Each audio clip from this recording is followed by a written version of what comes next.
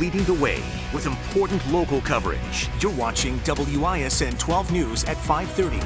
Tonight, NFL's oldest rivalry is renewed. Sports director Dario Melendez joining us live from Green Bay, just hours away from the Packers' home opener against the Chicago Bears. Plus, 2 people dead following a quadruple shooting at a Kenosha bar. The bar caught in the crossfire twice in 1 month. Hear from neighbors tonight. I walked because my mother died after a 14-year-long battle, and I promised her that I wouldn't stop until there was a cure. A Milwaukee walk raising awareness and funds to battle Alzheimer's disease. Jaron Jordan talks with the participants fighting to find a cure. But first, at 5:30, we are just a couple of hours away from another chapter in one of the NFL's most historic rivalries. The Bears and Packers set to face off tonight at Lambeau in their 205th matchup. Sports director Dario Melendez joining us live now from Green Bay ahead of the divisional home opener. Yeah, it is a rivalry renewed here at Lambeau FIeld between the Packers and the Bears on primetime TV. Nothing new for these division foes. 17th straight year they'll play at least one game on primetime TV. And overall, as you just mentioned, 205th meeting in this storied franchise rivalry, with the Packers holding a 103-95 and 6 series edge. But here at Lambeau, Packers haven't lost to the Bears since 2015. Oh, it's going to be lit. I just hope everybody's just drinking all day. So come game time, it's just super loud and just amazing. And then I hope that the defense, they do the defensive intros, so, I can come out the tunnel and just feel the energy. I don't take nothing for granted. Anytime I get a chance to run out that tunnel, especially, division rival, and not only it's the Bears and, it's the first home game of the season. I mean, it's a dream, so I'm excited about it.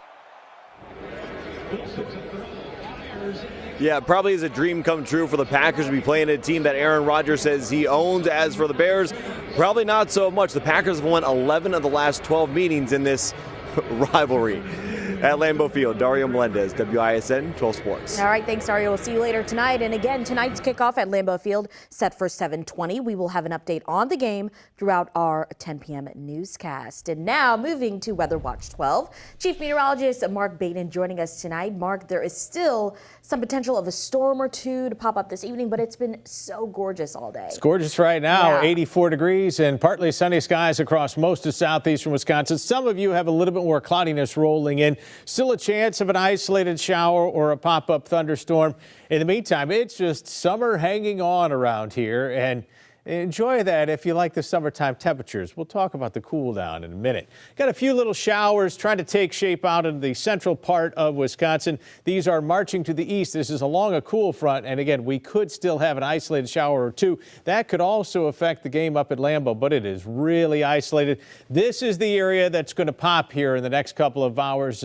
Pretty good chance of seeing severe weather down to the south of us. Let you know when this moves out, when the cold air moves in, coming up in Weather Watch 12. All right, thanks, Mark. You can always keep up to date on the latest weather conditions with the 12 News mobile app. From there, you can customize alerts for your area. Well, just before 2 a.m. last night, Kenosha police say they heard multiple gunshots near Las Margaritas. Responding officers discovering multiple victims. It happened near 23rd Avenue and Roosevelt Road. Police say they don't have anyone in custody. Kendall Keys is joining us now live from that scene. Kendall. Syria, the crime scene tape is down, but there's still broken glass scattered all over this sidewalk in front of Las Margaritas. This is the second shooting in the past month where multiple people were hit near the bar. We're going to pull up scene video from August 20th when Kenosha police say just before 2 a.m. a suspect shot 3 people outside Las Margaritas after a fight inside. Now to last night, police say 2 people were killed, 2 others hospitalized at the scene they responded to at Las Margaritas. Almost the same timing as the August incident just before 2 a.m. I spoke with someone who lives nearby. She didn't want to identify herself on camera, but says she heard the whole thing and says the gunfire was aimed at the front door of the bar. You could hear them from their cars just screaming. They were shooting. They were shooting. Why were they just shooting? And it was a lot of confusion. You know, where's so-and-so? Where's I mean, frantic, panic, screaming.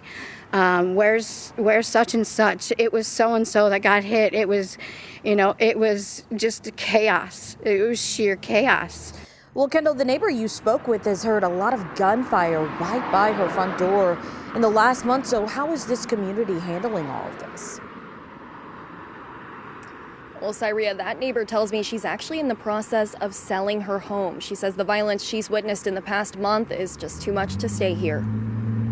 All right, Kendall Keys reporting live for us. Thank you. Well, right now, Milwaukee police are investigating the fatal shooting of a teenager. Police say a 17-year-old shot and killed overnight near 71st and Hampton. Police do not have anyone in custody. They are looking for suspects. If you have information, call the Milwaukee Police Department. Well, tonight, Shorewood police say a man is in custody following a shooting at the Metro Market. Officials say a fight between two men led to one of them being shot in the arm at the grocer last night at about 6:45. The victim transported to a hospital while the suspect fled the scene. Police say the suspect was then arrested following a short police pursuit ending at North and Bremen. The victim is expected to survive. Police say the investigation is ongoing. Well, it was an absolutely beautiful morning along the Milwaukee lakefront where thousands of people came together for a very important cause. 12 News' Jaron Jordan reports from this year's Walk to End Alzheimer's on the Summerfest grounds. Thousands of people hitting the pavement early Sunday morning. We've been walking as a family since 2008 because that's when our grandmother passed from Alzheimer's. United in one goal, ending Alzheimer's.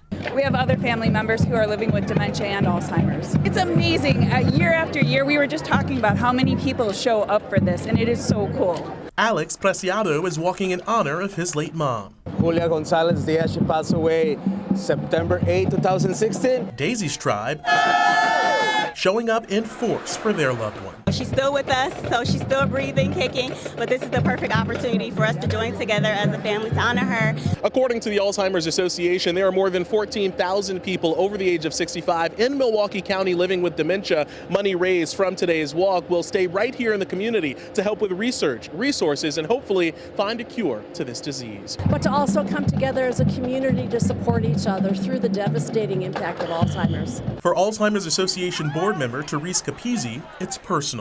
I walked because my mother died after a 14-year-long battle, and I promised her that I wouldn't stop until there was a cure. So I keep going. A responsibility felt by everyone. We're going to keep continuing to the end.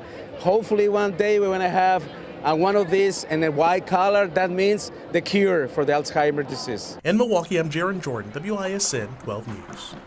More than 2,000 people participated in today's walk. The event is anticipated to raise nearly $800,000. And our very own Stephanie Sutton taking part in the walk as well, part of Sportscasters Against Alzheimer's. Here she is with her daughter, Holly. And here is a picture she took with a team dressed up in Star Wars costumes. Very cool. Love to see everyone out supporting that great cause. Well, tonight, Republican gubernatorial candidate Tim Michels holding a rally in Green Bay.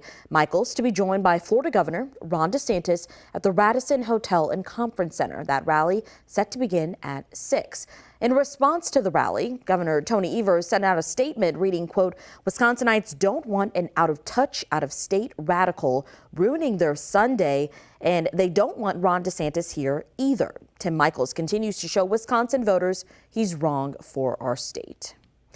Election Day is on November 8th, just 51 days away. A number of big races are on the ballot, including the race for Wisconsin's U.S. Senate seat. To help you decide, WISN 12 is planning to host a U.S. Senate debate this fall. Go to our 12 News app for the link to submit your questions to the candidates. Still to come, final preparations underway for Queen Elizabeth II's funeral. Up next, President Biden and the First Lady join mourners in London to pay their respects less than a day away from the monarch being laid to rest. And we're bringing you out to a first-of-its-kind Milwaukee book fair looking to capture the magic of an old-fashioned 90s school fair. I miss those. Those are fun. They are fun. Get ready when we go from highs in the 80s to highs in the 60s. Next in Weather Watch 12.